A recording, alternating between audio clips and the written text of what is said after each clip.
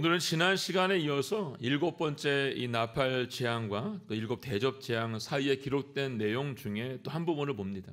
하나님의 심판과 경고, 그리고 예수 그리스도 통한 마지막 땅의 이 추수와 심판에 대한 환상으로 기록되어 있습니다. 우리 요한계시록 11장 15절을 통해서 세상 나라가 우리 주와 그리스도의 나라가 됐으니 그분이 영원토록 왕노릇 하실 것이다 라는 이 선포의 말씀을 사도행을 통해서 듣게 됩니다. 여러분, 세상 나라가 우리 주와 그리스도의 나라가 되었다고 하는 것은 하나님의 선택받은 백성들에게는 상급으로 주어지는 날이지만 끝까지 하나님의 백성이 되기를 거부하고 있는 악인들에 대해서 반드시 심판으로 임하게 된다라고 하는 말씀 우리에게 주고 있는 것입니다. 동전의 양면처럼 여러분, 주님께서 약속하신 것들을 따르는 자들에게는 구원이 있지만 끝까지 거역하는 자에게는 심판만이 있다는 것입니다. 중간은 없는 거죠, 여러분. 하나님께서 요한계시를 통해서 주신 말씀은 뭐냐면 우리에게 이미 답을 알려주고 있습니다. 어떤 구원이, 어떤 하나님의 심판이 있는지에 대해서 분명하고도 정확하게 알려주고 있다는 것이죠. 우리가 여러분 시험을 볼 때도 답을 다 가르쳐주고 시험을 보면 다 100점을 맞을까요? 오픈북을 하면 다 100점을 맞을까요, 여러분? 안 그렇더라고요. 이번에 요한복음 제가 강의하면서 오픈북을 했거든요. 100점은 한 명 있더라고요. 답을 다 가르쳐줘도 다 모르더라고 보니까요. 하나님께 지금 우리에게 어찌 보면 이 답을 계속해서 알려주고 있는데도 불구하고 어리석은 자는 여전히 어리석음 가운데 빠져 있는 것을 보게 됩니다. 그래서 지난 시간 사도는 요한계시록 12장 13절을 통해서 사단이 자기의 때가 얼마 남지 않았다는 것을 알고 최후의 발악하고 있는 모습을 우리에게 보여주었습니다.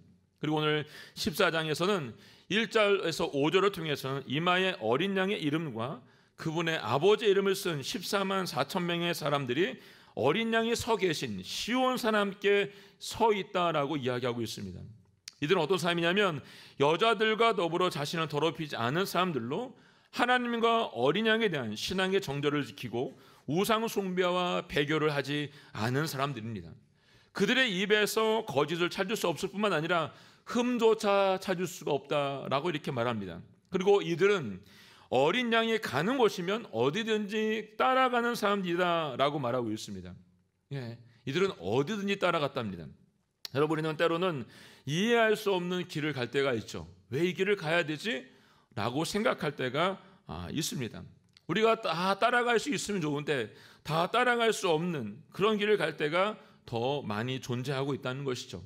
여러분, 다윗은 무슨 죄가 있어서 광야의 삶을 살았습니까? 여러분, 싸움도 잘하고 전쟁에서 승전가를 부르고 돌아왔는데 그는 광야로 내몰리는 신세가 되었습니다. 떠돌이로 나그네로 10년이 넘는 세월을 함께 거기 살았습니다. 이해가 되지 않았을 겁니다. 그런데 우리가 보고 있는 시편의 말씀들을 보게 되면 그 말씀 속에 다윗이 그 광야에서 경험했던 것들을 이야기하고 있는 걸 볼 수 있습니다. 대표적으로 우리가 잘 알고 있는 시편 23편의 말씀 보게 되면 여호와는 나의 목자라고 말하고 있습니다. 그 목자이신 주님이 그 광야에서 다윗을 지켜 주었다는 것입니다. 믿음은 여러분 온전히 하나님을 신뢰하고 믿을 때에 그것이 진정한 믿음이 된다는 것입니다.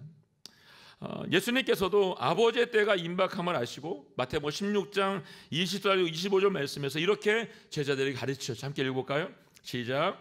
그때 예수께서 제자들에게 말씀하셨습니다. 누구든지 나를 따르려거든 자기를 부인하고 자기 십자가를 지고 따라야 한다. 누구든지 자기 목숨을 구하려는 사람은 잃을 것이요 누구든지 나를 위해 목숨을 잃은 사람은 얻게 될 것이다. 아멘. 예수를 믿고 그분을 따르는 것은 여러분 자기를 부인합니다. 그리고 자기 십자가를 지어야 된다라고 말씀을 한 거죠. 당시 제자들이 이 말씀 알아들었을까요? 여러분, 알아듣지 못했죠. 네 자신을 부인하고 너의 십자가를 지고 따라야 된다라고 말씀했을 때에 그들은 퀘스천을 가졌을 것입니다. 이런 사람들에게 오늘 주님은 자기의 목숨을 내어놓으라고 말씀을 하고 있습니다. 그리고 자신의 목숨을 드리는 자에게 오늘 이 복이 임한다라고 말씀하고 있죠. 이렇게 천상을 향해 주님을 향해 길을 함께 가는 것은 자신의 목숨을 내놓는 것과 같은 것이 됩니다. 그러나 반대로 세상의 것을 얻기 위해, 세상의 것을 취하기 위해서 주님의 길을 따르지 않고 세상의 길로 가는 사람들, 그 사람들에게는 주님이 또 이렇게 말씀하시죠. 16장 27절 말씀입니다. 함께 읽어볼까요? 시작. 사람이 온 세상을 다 얻고도 자기 목숨을 잃으면 무슨 소용이 있겠느냐? 사람이 자기 목숨을 무엇과 맞바꾸겠느냐? 인자가 천사들과 함께 아버지의 영광으로 다시 올 것이다. 그때 인자는 각 사람이 행한 대로 갚아줄 것이다. 아멘. 네. 주님과 함께 가는 길이 아니라 세상의 길, 내가 원하는 길을 끝까지 가겠다라고 고집을 피우는 사람들은 결국 주님이 계신 곳에 가는 것이 아니라 사탄이 있는 곳으로 가게 된다는 겁니다. 그리고 예수님께서 이 땅에 오시는 날 심판으로 오시기 때문에 주님이 이들에게 말합니다. 너희가 행한 대로 다 갚아주겠다라고 말씀을 하고 있는 겁니다. 사도 요한이 이 글을 쓰고 있을 당시에 성도들은 로마의 압조 속에서 모진 고난과 핍박과 죽음의 위협 속에서 살았기 때문에 오늘 어찌 보면 이 말씀이 그들에게 큰 위로가 되었을 것이라고 생각합니다. 이제 오늘 읽은 본문은 다른 천사들을 통해서 말씀하시고 있는 마지막 심판의 메시지들이 담겨져 있습니다. 먼저 6절과 7절 말씀 함께 보겠습니다. 시작. 또 나는 다른 천사 하나가 공중에 날아가는 것을 보았습니다. 그는 땅에 사는 사람들 곧 모든 나라와 족속과 언어와 백성에게 전할 영원한 복음을 가지고 있습니다. 그는 큰 소리로 말했습니다. 너희는 하나님을 두려워하고 그분께 영광을 돌리라. 그분의 심판 때가 이르렀다. 너희는 하늘과 땅과 바다와 물들의 그늘을 만드신 분께 경배하라. 아멘. 네. 다른 천사 하나가 공중에 날아가면서 땅에 사는 사람들 모든 나라와 족속과 언어와 백성들에게 전하는 영원한 복음을 가지고 있다라고 말합니다. 이 영원한 복음을 가진 천사가 지금 세 가지를 얘기해요. 하나님을 두려워하라고 말합니다. 하나님께 영광을 돌리라고 말하고 있습니다. 그리고 심판의 때가 이르렀기 때문에 모든 것을 만드신 그 하나님을 경배하라라고 지금 말하고 있습니다. 이것이 복음으로 살고 있는 사람들의 삶의 태도인 것을 우리에게 지금 알려주고 있는 것이죠. 하나님께서는 마지막 순간까지도 이 세상에 믿지 않는 사람들이 어떻게 해요? 돌아오기를 기다린다고 하셨습니다. 창조주를 인정하지 않는 그들에게 창조주를 경배해야 된다고 말씀하고 있는 것이고, 하나님을 두려워하지 않는 그들에게 하나님을 두려워해야 된다라고 말씀하신 것입니다. 이 심판의 시기가 매우 지금 가까이 왔기 때문이라고 지금 알려줍니다. 그렇기 때문에 이 영원한 복음을 너희가 듣고 예수님을 믿고 구원을 받아 하나님의 자녀로 살아가기를 원한다라고 지금 첫 번째 천사가 말하고 있는 것이죠. 자, 8절 말씀에 두 번째 천사가 말합니다. 함께 읽어볼까요? 시작. 두 번째 다른 천사가 그 뒤를 따르며 외쳤습니다. 무너졌다. 큰 도성 바벨론이 무너졌다. 이 바벨론은 자기의 음행으로 만든 진노의 포도주를 모든 나라들에게 마시게 했다. 아멘. 네. 두 번째 다른 천사를 통해서 주시는 심판의 메시지는 심판의 대상이 누구이고 그들의 행위가 무엇인지에 대해서 알려주고 있습니다. 오늘 보니까 먼저 무너졌다라고 두 번 반복했습니다. 이 말은 뭡니까? 반드시 멸망이 오고 반드시 무너진다는 것입니다. 한도성 바벨론의 정체는 무엇을 말하고 있냐면 실제로 바벨론은 이 당시에 존재하지 않았습니다. 그렇지만 로마 제국을 상징해서 알려주고 있는 것이죠. 여러분, 바벨론과 로마 제국이 갖는 공통점이 하나 있습니다. 그것은 예루살렘을 파괴한 나라들이었다는 겁니다. 궁극적으로 이 나라들은 교만하고 타락한 악의 실체였죠. 결국 이 타락한 악의 실체는 무너지고 만다라고 오늘 반드시 말하고 있는 것입니다. 그래서 반복합니다. 왜 무너집니까, 여러분? 자기의 음행으로 만든 진노의 포도주를 자기들만 먹은 것이 아니라 모든 나라에게 마시게 했기 때문에 무너지게 된다라고 말합니다. 바벨론은 사단을 섬기는 세상을 상징합니다. 그들은 요한일서 13장 18절에 짐승의 숫자 666표를 오른손과 이마에 받게 하고 우상 숭배와 황제 숭배를 함으로 생명의 위협과 생계를 끊어서 하나님 버리고 믿음을 저버리게 하는 영적인 음행을 빠지게 만들었습니다. 따라서 큰 노성 바벨론은 사람들 유혹해서 죄악에 빠지게 함으로 하나님의 심판 즉 진노의 포도주를 마시게 했다는 겁니다. 우리는 이 진노의 포도주를 맞지 않도록 악의 실체를 분별할 수 있는 지혜를 날마다 주님 앞에 구해야 됩니다. 그래야 세상에서 주는 것들이 먹음직도 하고 보암직도 하고 지혜롭게 할 만큼 탐스럽기 때문에 그것이 진노의 포도주라고 한다면 과감하게 끊을 수 있는 믿음과 지혜가 우리에게 필요하기 때문입니다. 여러분, 세상이 아무리 크고 웅장하고 거대하고 힘이 세다 해도 오늘 이 말씀이 뭐라고 말합니까? 반드시 망한다는 것입니다. 반드시 멸망하게 된다라고 얘기해 주고 있습니다. 자, 세 번째 천사입니다. 9절부터 11절 말씀 읽어볼까요? 시작. 세 번째 다른 천사가 그들을 따르며 큰 소리로 외쳤습니다. 누구든지 짐승과 그의 우상에게 경배하고 자신의 이마나 손에 표를 받으면 그도 하나님의 진노의 포도주를 마시게 될 것이니 이것은 하나님의 진노 잔에 섞인 것이 없이 부어진 것이다. 그는 거룩한 천사들 앞과 어린 양 앞에서 타는 불과 유황으로 고통을 당하게 될 것이다. 그들에게 고통을 주는 연기가 영원토록 올라갈 것이다. 그리고 짐승과 그의 우상에게 경배하는 사람들과 그의 이름의 표를 받는 사람은 누구든지 밤낮 안식을 얻지 못할 것이다. 아멘. 네. 세 번째는 전사를 통해 주시는 심판의 메시지는 마지막에 어떤 고난이 있을지에 대한 실제적인 모습을 그들에게 보여주고 계십니다. 하나님의 사람에게 이마에 어린 양의 이름과 그분의 아버지 이름이 새겨지고 어린 양과 함께 시온에 새겨질 거라고 말씀해 주셨던 반면에 사단에게 속한 사람은 오른손과 이마에 짐승의 표를 받게 되고 그 짐승과 우상에게 경배하고 하나님의 진노의 포도를 마시게 될 것이라고 좀 말씀했습니다. 이 하나님의 진노의 포도를 마시게 된다고 하는 것은 하나님과 함께 영원히 꺼지지 않는, 오늘 보니까 불과 유황의 고통을 저희가 당하게 될 것이다 라고 지금 말씀을 하고 있는 것이죠. 사랑하는 여러분, 그렇다면 진노의 포도주를 마시지 말아야 될 대상은 지금 누구를 얘기하고 있을까요? 복음을 듣지 않고 거부한 사람일까요, 여러분? 아니요. 여기서 지금 말하고 있는 사람들은 바로 당시 예수님을 믿고 있던 성도들을 말하고 있는 것입니다. 이 말은 지금 저와 여러분에게도 해당이 되는 말씀입니다. 이 심판의 메시지를 성도들이 듣기를 원하세요. 여러분과 제가 듣기를 원하십니다. 왜 이 경고를 그들이 듣기를 원하셨을까요? 당시 초대교회 성도들은 엄청난 핍박과 고난 가운데 살았습니다.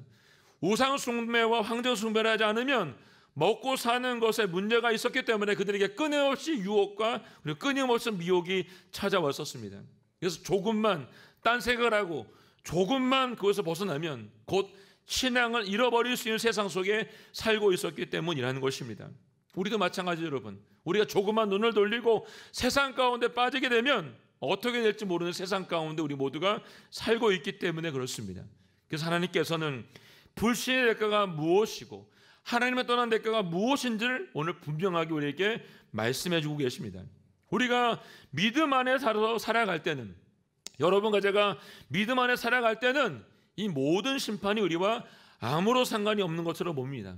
그러나 믿음을 저버리고 하나님 앞에 바로 서지 않는다면 이 모든 심판, 지금 계시록에서 말씀하고 이 모든 심판이 다른 누구에게 임하는 심판이 아니라 바로 우리 모두에게, 나에게 임하는 심판이기 때문에 지금 이것을 분명하게 우리에게 알려주고 있는 것이죠. 10절 말씀을 보게 되면 하나님의 진노에 대한 섞인 것이 없이 부어졌다라고 표현하고 있습니다. 이 말은 여러분, 물이나 어떤 걸 섞어서 희석하지 않은 원액의 진노를 말해주고 있습니다. 여러분, 지금 저희가 성천할 때에도 이 포도주는 100%가 아니라 물을 희석해서 만든 포도주를 여러분들이 마시고 있는 겁니다. 100%를 마시면 아마 너무 달아서 마실 수가 없을 겁니다. 지금 이들에게 마지막에 임하는 하나님의 심판은 자비와 은혜가 조금도 섞여지 않다는 것을 얘기해주고 있는 것입니다. 예. 마지막 심판이 있기 전까지 하나님의 자비와 은혜가 섞여 있어서 여러분, 우리가 죄인인 것을 회개하고 돌이키면 그때는 용서받을 수가 있었습니다. 그렇지만 지금 말하고 있는 마지막 심판 때에 하나님의 자비와 은혜가 조금 더 섞이지 않은 그때에는 이 마지막 심판이 임할 때에 여러분, 아무것도 기대할 수가 없다는 것입니다. 오직 하나님의 진노만이 임하게 된다는 것입니다. 우리 하나님의 오래 참으심과 자비는 더 이상 존재하지 않고 끝이 났다는 것을 우리에게 보여줍니다. 그래서 그들에게 주어진 고통은 연기가 피어올라가듯이 계속해서 올라가고 있다고 말하고 있는 것입니다. 그리고 밤낮으로 안식이 없는 고통만이 남아있다라고 지금 말해주고 있는 것이죠. 여러분, 고통이 없답니다. 세상의 특징은 안식이 없는 불안입니다. 그러나 말씀의 사람에게는 늘 안식이 존재합니다. 저는 여러분에게 매일매일 삶 속에서 여러분 삶 속에 안식이 있기를 예수님으로 선포합니다. 자, 12절과 13절 말씀 함께 볼게요. 13 말씀 시작. 성도도 인내가 여기 있다.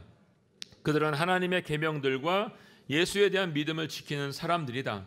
또 나는 하늘에서 말씀하신 음성을 들었습니다. 말씀하시기를 넌 이렇게 기록해라. 이제부터 주 안에서 죽는 사람들이 복이 있다. 여호와께서 말씀하셨습니다. 그렇다. 그들이 수고를 그치고 안식할 것이다. 이는 그들의 행위가 그들을 따를 것이기 때문이다. 아멘. 네. 우상숭배 형제 숭배에 굴하지 않고 인내한 성도들에게 하나님의 음성이 들립니다. 이제부터 주 안에서 죽는 사람들은 복이 있다. 그렇다. 그들이 수고를 거치고 안식할 것이다. 이는 그들의 행위가 그들을 따를 것이기 때문이다. 아멘. 여러분, 기독교만이, 우리가 믿고 있는 예수 그리스도만이 죽음을 내어쫓는 두려움 우리에게 줄 수 있다는 것입니다. 죽음을 피하지 않고 증명할 수 있게 만들어준다는 것입니다. 왜냐하면 십자가의 죽음과 부활을 통해서 여러분과 제가 다시 살아날 수 있는 믿음이 생겼기 때문에 그렇습니다. 그래서 주 안에서 죽는 자가 오늘 성경은 복이 있다라고 지금 말씀을 해주고 있는 것입니다. 여러분, 주님 안에서 죽을 수 있기를 원합니다.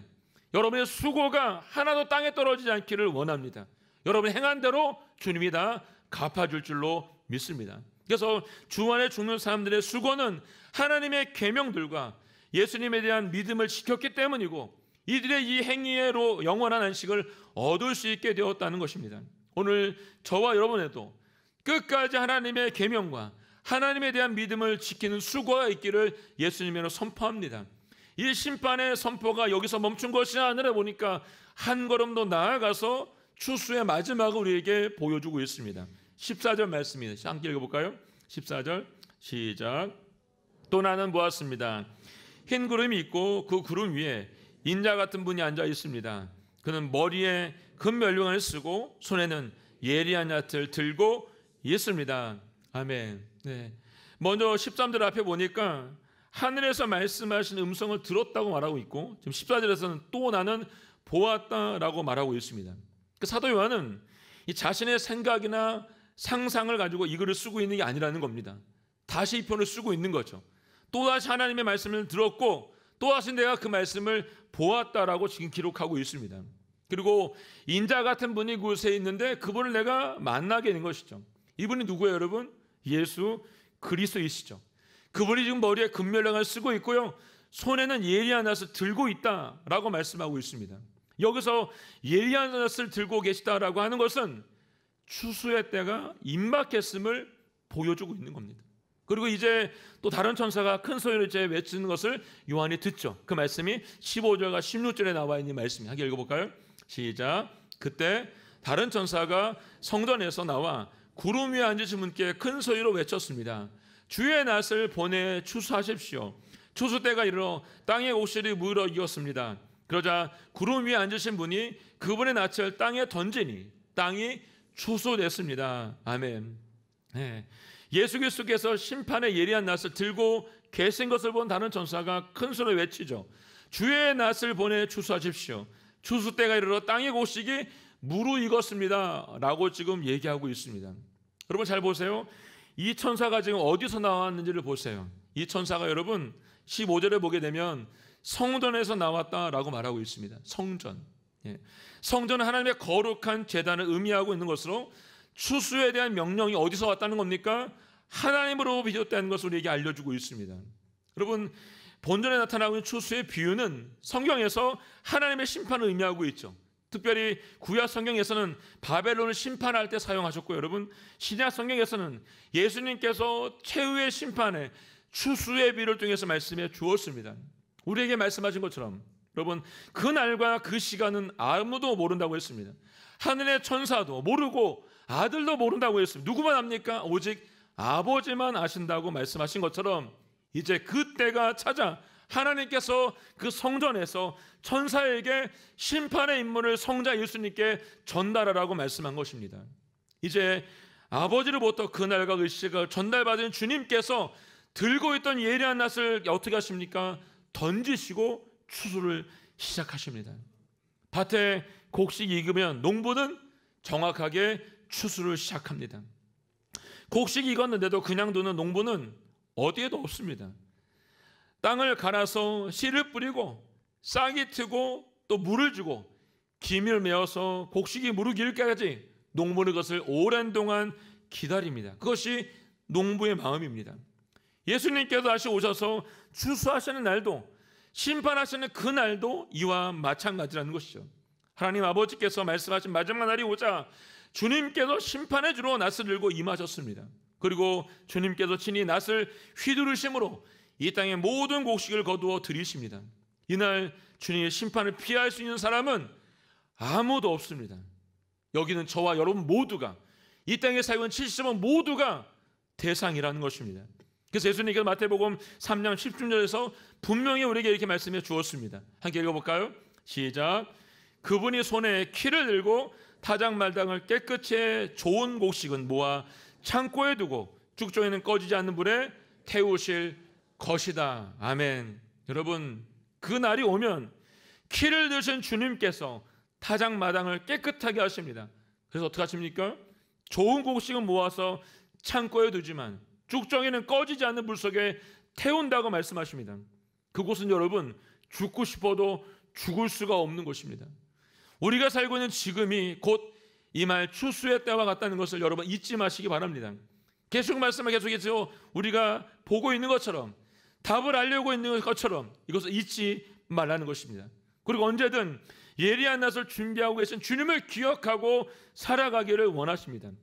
매일매일 이 준비를 하는 사람들에게는 두려움이 없습니다. 그러나 이 준비를 하지 않고 사는 사람들에게는 죽음에 대한 두려움이 있을 것이고, 마음의 아픔의 두려움이 있을 것이고, 염려와 걱정의 두려움이 그들에게 찾아올 것입니다. 그래서 성경은 오늘 말하고 있습니다. 늘 깨어 있어야 된다는 것입니다. 마태복음 24장 43절의 말씀에서는 이렇게 우리에게 분명히 말씀해 주고 있죠. 함께 읽어볼까요? 그리고 이것을 명심하라. 만약 한밤에 도둑이 몇 시에 올 줄을 알았다면 집주인은 깨어 있다가 도둑이 들어오지 못하게 했을 것이다.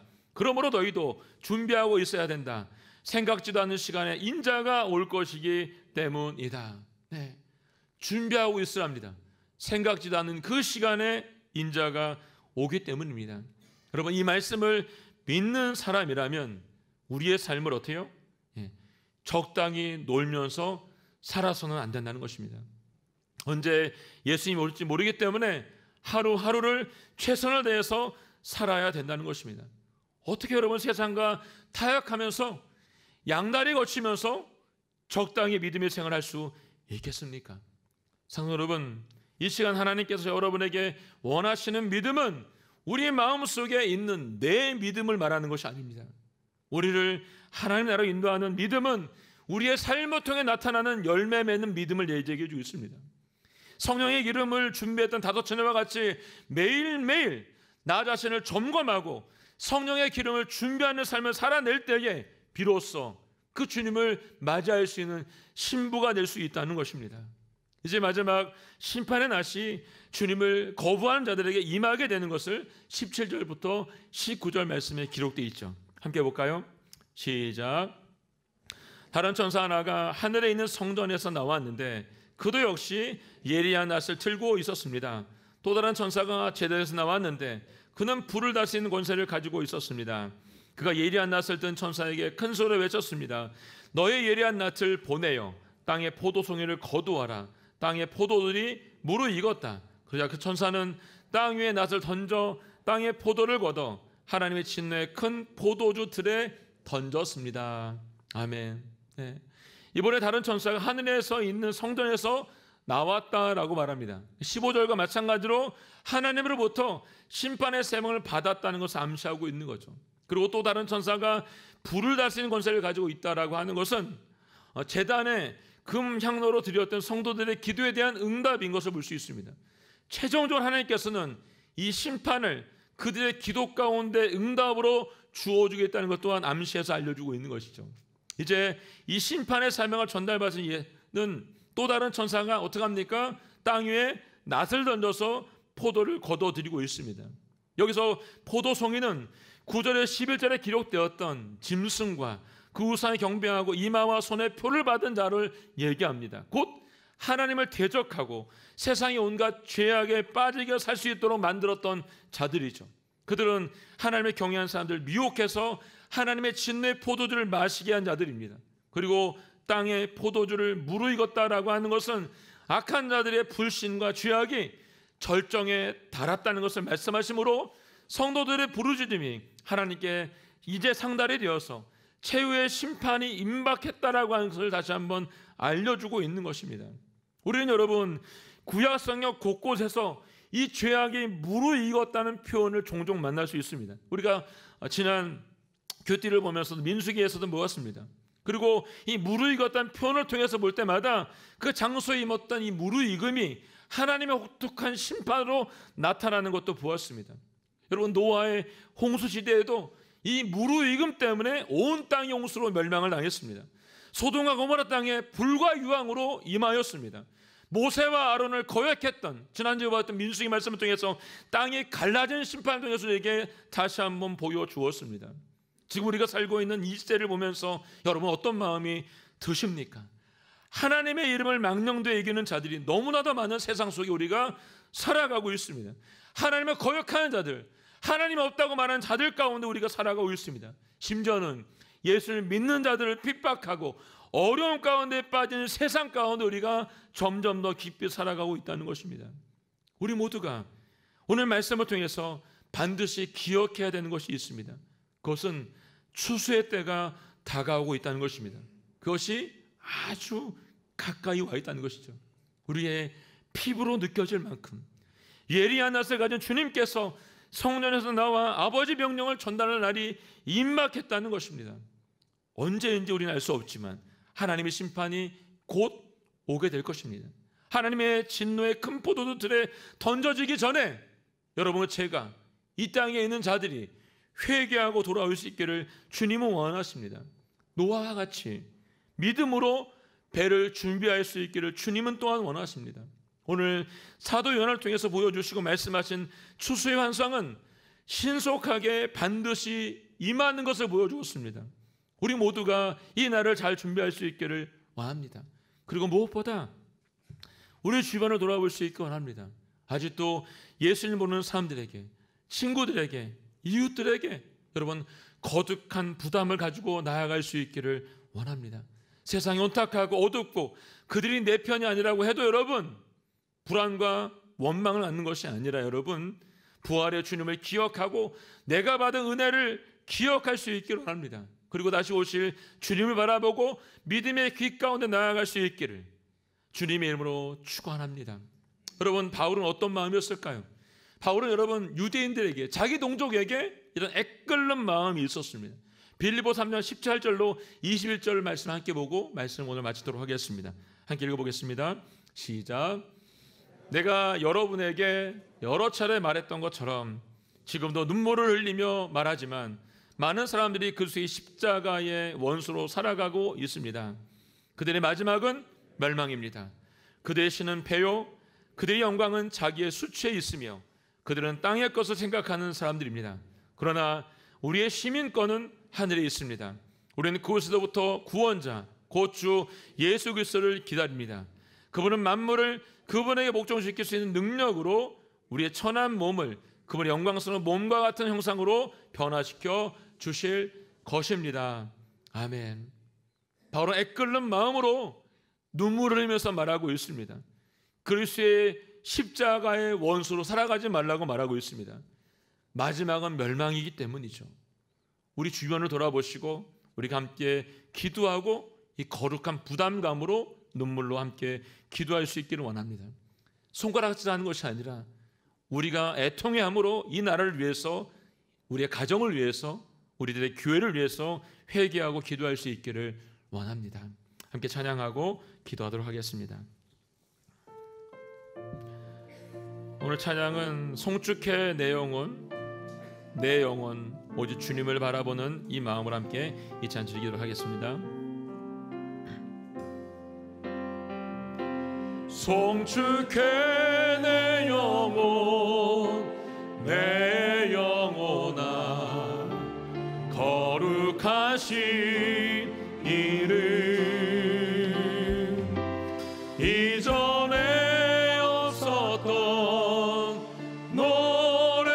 노래로 나 주님을 경배해 송축해 내 영혼 송축해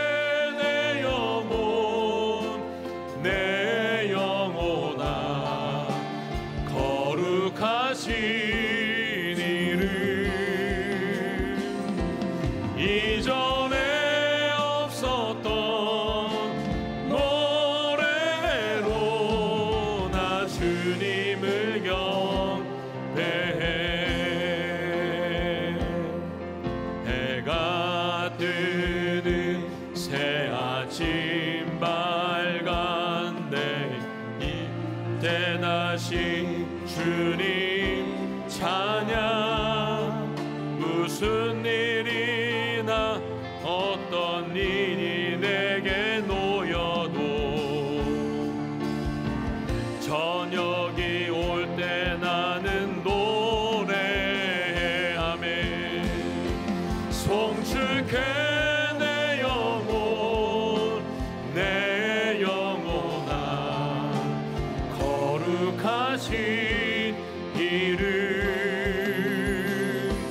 이전에 없었던 노래로 나 주님을 주님은 노하기를 더디하시는 분이십니다. 노하기를 더디하시는 주의 크신 사랑 넘치네 주의 선하심 내가 노래하리 수많은 이유로 나 노래해 아멘 송축해 내 영혼 내 영혼아 거룩하신 이름 이전에 없었던 노래로 나 주님을 송축해 내 영혼 송축해 내 영혼 내 영혼아 거룩하신 이름 이전에 없었던 노래로 나 주님을 경배해 곧 그날에 나의 힘 나고 나의 삶의 여정 마칠 때 끝없는 찬양 나 드리리라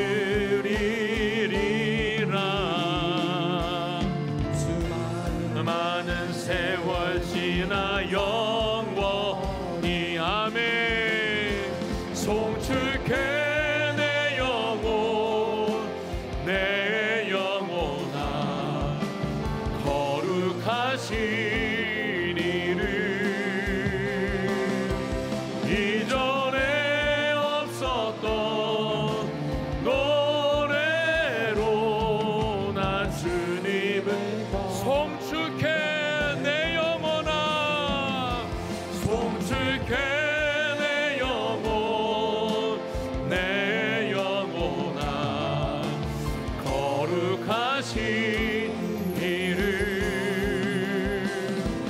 이전에 없었던 노래로 나 주님을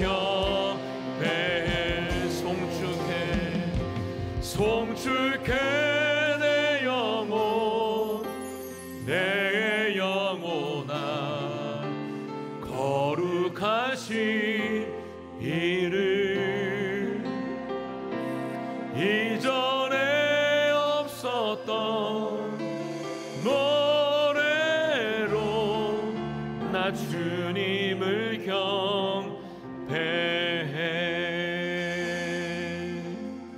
그분 노하기를 더하시고 우리를 끝까지 사랑하신다고 말씀해주고 계십니다.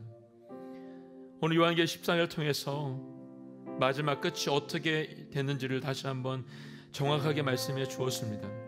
추수의 때가 임박했습니다.